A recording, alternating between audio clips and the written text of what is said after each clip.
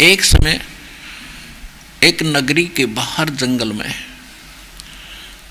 एक तो 40 वर्ष से साधक साधना कर रहा था, बड़ी बड़ी दाढ़ी जटा, बड़ा सुप्रसिद्ध था उस क्षेत्र में। और एक अभी युवा बालक था 30-35 साल का, 4 वर्ष 5 वर्ष से वो साधना कर रहा था दूसरी साइड में जंगल में झोंपड़ी बना के। एक देवदूत आता था भगवान के दरबार से और वो उन दोनों से मिलकर डेली जाता था, चर्चा करते थे भगवान की। तो बड़ा अच्छा समय उनका व्यतीत हो रहा था। एक दिन उस देवदूत ने परमात्मा भगवान से कहा कि भगवान आपके बड़े भक्त हैं वहाँ पर एक नगर में, बहुत ही आपका गुणगान करते हैं, आप पर न्योछावर हैं। तो भगवान ने कहा कि उन दोनों में से एक भक्त है, एक तो नकली आदमी है। वो देवदूत ने सोचा वो बच्चा भी लगा है छोटी उम्र का, वो उसके बारे में भगवान कह रहे होंगे। तो देवदूत ने कहा कि वो ना जो अभी 3-4 वर्ष से भक्ति पर लगा है वो अभी बालक है। तो भगवान बोले नहीं, जो 40 वर्ष से लग रहा है ना वो निकम्मा नकली आदमी है। अब वो देवदूत भगवान के मुख की तरफ देख रहा है तो भगवान भी जान गए कि इस देवदूत का या गला उतरी बात उतरी नहीं। तो परमात्मा ने यानी भगवान ने कहा कि क्या आपको विश्वास नहीं हुआ मेरी बात पर?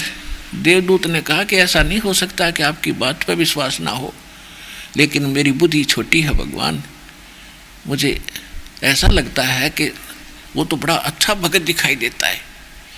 तब उसने भगवान ने कहा तो ऐसे करना, किस समय जाता है वहाँ? कि प्रतिदिन मैं 10 बजे जाता हूँ, तो आज तू 2 बजे बाद जाना और उनको ऐसा ऐसा कहना और फिर उनका उत्तर जो वो दे तुझे आप निर्णय हो जाएगा भगत कौन सा है। तो वो 2 बजे पहुंचा। उन्होंने बहुत इंतज़ार की कि आज क्या बात है, वो देवदूत नहीं आया।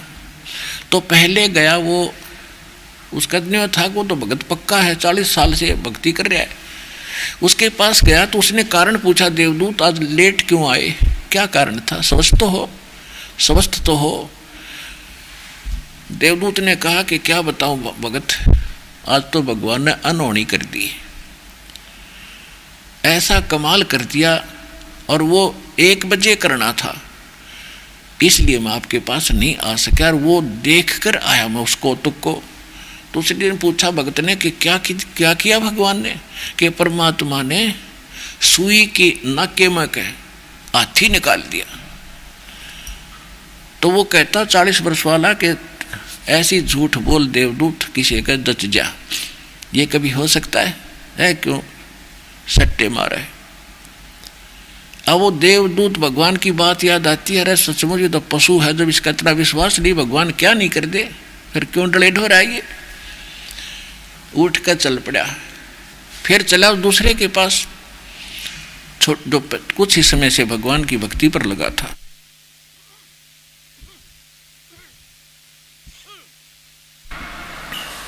अब उसके पास जाकर उसने सोचा यूँ तो पता नहीं क्या सुना होगा, जो इतने पुराने भक्त ने ये वचन उत्तर दिया इसका।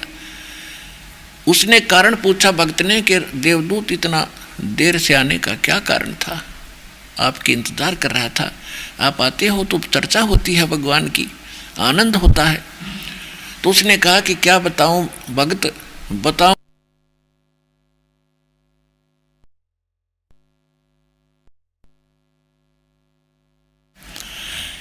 कि 1 बजे भगवान ने ऐसी अनहोनी कर दी, बस पूछो मत, कि पर बस कमाल कर दिया।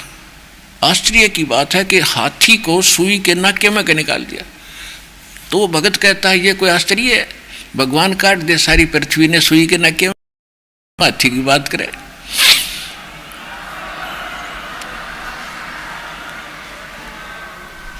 वो देवदूत ने उस बच्चे को सीने से लगा दिया, धन है तेरे माता पिता जिनसे जन्म हुआ। जब भगवान पे विश्वास नहीं है तो फिर डले क्यों ढो रहे हो, क्यों भक्ति कर रहे हो? भगवान जो चाहे सो कर सकता है। क्या बताते हैं सूक्ष्म वेद में गरीबदास साहिब ने परमेश्वर कबीर जी की महिमा बताई है। मौला थल से जल करे और जल से थल कर देत, साहेब तेरी साहेबी श्याम कहूँ के श्वेत।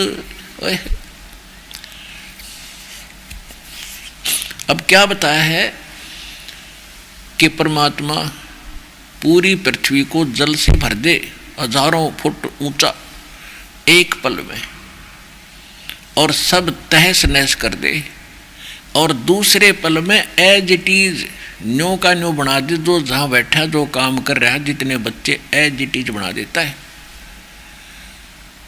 तो कहते हैं परमात्मा तने भला कहूँ या बुरा कहूँ। एक भक्त था, अपने आत्माओं परमात्मा प्रत्येक युग में आते हैं और अच्छी आत्माओं को मिलते हैं। उनका विधान आपको वेदों से प्रमाणित भी दास ने कर दिया। तो हम क्या करते हैं, हम पूरा ज्ञान ना समझ कर फिर नाम नूम लेकर फिर अपनी धुन से लगे रहते हैं। तो वो भी हमारी कमजोरी होती है। क्योंकि जैसे एक ग्राउंड है खेलने का, बच्चे जिसमें मैच खेलते हैं और उसकी कुछ मर्यादा बना रखी है कि इससे बाहर नहीं जाना चाहिए आपने।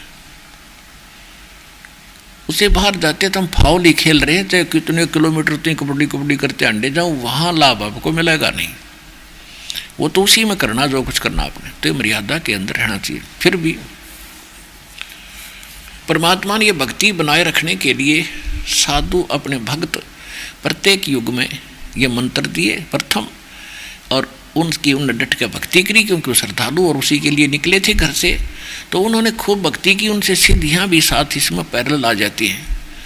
कबीर सूक्ष्म वेद में लिखा है कि शब्द महल में सिद्धि 24 और हंस बिछोड़े विश्व बीसा। हमारे इस मंत्र के अंदर 24 सिद्धियाँ आ जाएंगी, और यहाँ के भगत और संत तो एक आधी सिद्धि प्राप्त करके हल्दी की गांठ प्राप्त करके पंसारी बन जाते हैं। तो ये सिद्धि आपको बर्बाद कर देंगी, इन सिद्धियों की आवश्यकता नहीं है। एक समय एक सिद्ध पुरुष के 2 शिष्य थे, और उसने बता रखा था कि तुम ऐसी साधना करो, ऐसी साधना करने से तुम्हें सिद्धियां प्राप्त होंगी और जगत में तुम्हारी महिमा हो जाएगी। और जब घर से निकलने के बाद साधु संत जो बन रहे हैं नकली, इन रोटी का रोड़ा गणा रहे कि तुम्हें टूक मिलता रहेगा, उस सिद्ध लास्ट में यही फाइनल कर लेते हैं, उस सिद्ध की मृत्यु होगी।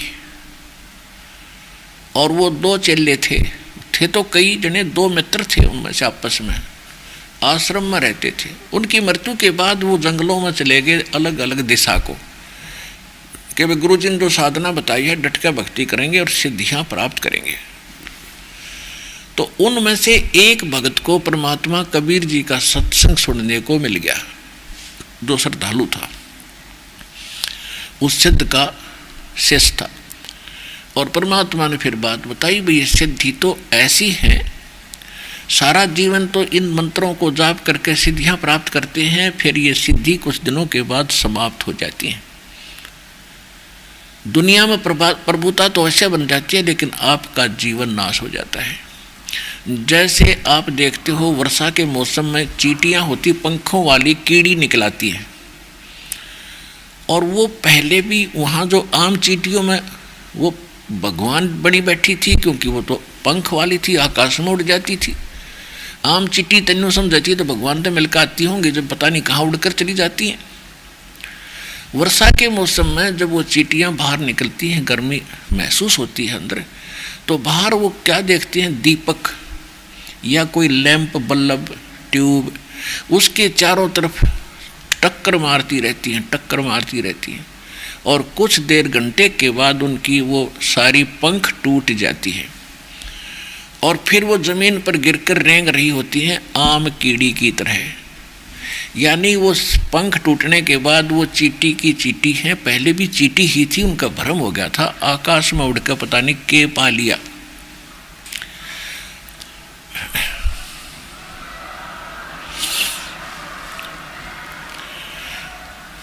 ऐसे ही ये सिद्ध पुरुष है जो सिद्धियां प्राप्त कर लेते हैं, तो आम जनसाधारण से ऐसा लगता है तो वह भगवान ते मिलाए होंगे।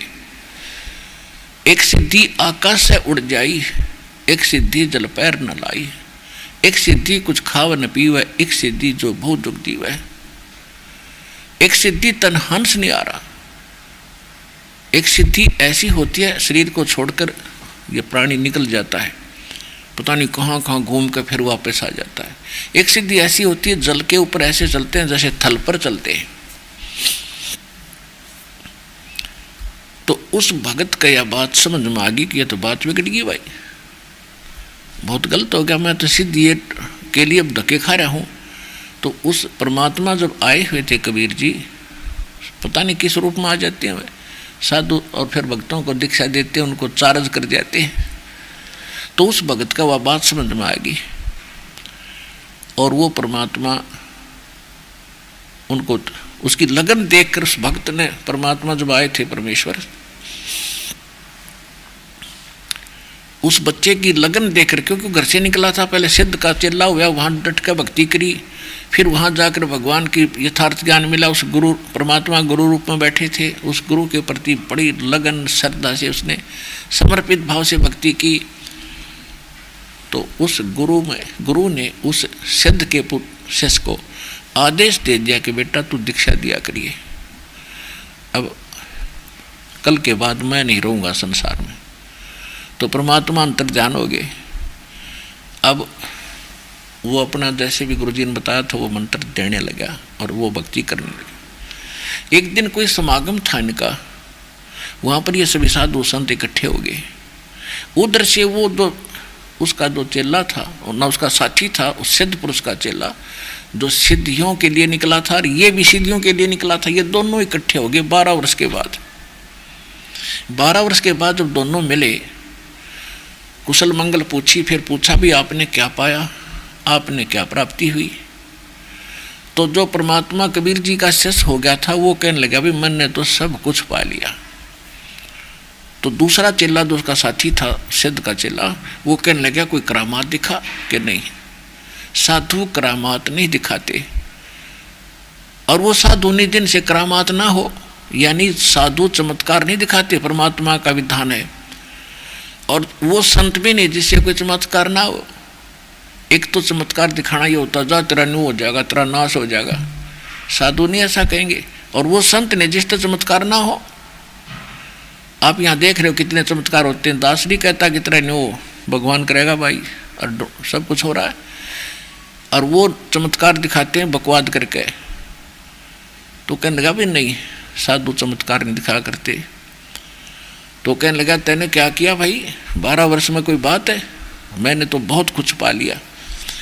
तो परमात्मा का कबीर जी का शिष्य हुआ था, उसने पूछा भाई क्या पाया आपने, बताइए क्या दिखाऊं। हक देखा, जिस दरिया के किनारे वो बैठे थे उस दरिया के ऊपर वो ऐसे चला गया जैसे थल पर जाते हैं, और जाके वापस आ गया। कहने लगा देखा मैंने क्या कमाई कर ली। और बोला खा कमाई कर ली 12 वर्ष में, 2 अन्य ही कमाई करी इतने, एक अन्य में किश्ती वाला परली साइड में छोड़ दिए, एक अन्य में उल्टा लिया हुआ है। 12 साल में 2 अन्य की कमाई करी इतने, जीवन नाश कर लिया। बोले अब एकदम वो सहम गया कि यह बात भी सच्ची है, किश्ती में बैठ के जा सके आदमी, क्या इससे तो कला टूट गया। तो वो बैठ गया उसके पास, फिर भाई बात क्या है और क्या करना चाहिए। कहने लगा भाई ऐसे ऐसे उसने सारा ज्ञान सुनाया। वो रोने लग गया, कहने लगा भाई मैंने तो जीवन नाश कर दिया। और वो कौन है वो संत जिसने आपको ऐसा ज्ञान दिया, वह मुझे भी बता, मैं भी उसका शिष्य बनूंगा। फिर वो भगत रोने लग गया, परमात्मा का जो शिष्य बना था। तो सिद्ध के शिष्य ने पूछा आप क्यों रोए। कि मैं इसलिए रोया कि जो यदि मैं आपको जिससे नाम दिलाना था वो संत नहीं रहे, अब चले गए अचानक। तो वो इतना तो उनको ज्ञान होता है कि संत जाने से पहले कोई ना कोई व्यवस्था करके जाते हैं। उन्होंने किसी को आदेश दिया होगा दीक्षा देने का, मैं उससे ले लूँगा कि जिसको उन्होंने आदेश दिया उसे तू दीक्षा नहीं ले, क्योंकि कारण क्या था कि जो सिद्ध के वो शिष्य थे दोनों, इनमें जूनियरिटी सीनियरिटी बहुत दिन तो चल रही है। वो पहले शिष्य बना था जो 12 वर्ष डले डोग एक सिद्धि सीखी थी, और जो परमात्मा का भगत बना वो बाद में उस सिद्ध का शिष्य बना था, वो सीनियर था उससे, और वो भगत जो परमात्मा का बना वो जूनियर था। तो ये जूनियर सीनियर की बीमारी और आग लग रही सब जगह। तो कहने लगा भाई जिसको वो आदेश दे गए ना, आप उससे दीक्षा नहीं ले सकते। तो सिद्ध के चेले ने कहा भाई ऐसी कौन सी बात है, क्यों ना लूँगा, मैं नाम लूँगा, अपना कल्याण करवाना मैंने। तो उसने बताया कि भाई इस दास को आदेश करके गए हैं वो नाम देने का, और तू मेरे से सीनियर है, ये तेरी नाड़ मुड़े को नहीं, और नाड़ मुड़े बिना यूँ काम चले नहीं, तेरी गर्दन नहीं मुड़े। ने बोला यह कैसे कह दिया आपने, अरे इससे बढ़िया और क्या बात होगी। दोनों मित्र, आज तो आप मेरे गुरु में आपका चेला, आज से आपका दास आपका चेला है, और चरणों में माथा टेक दिया, कल्याण नाम दे मुझे।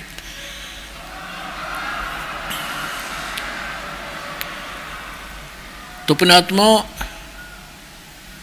कहते हैं वक्त पर है सौदा करे, और बाढ़ में जाओ वो नकली ज्ञान है। तो ये साधु संतों के लक्षण होते हैं, और ऐसे ये भक्ति मार्ग अपना प्रफुल्लित होगा। इस प्रकार हमने इस मार्ग को आगे बढ़ाना है।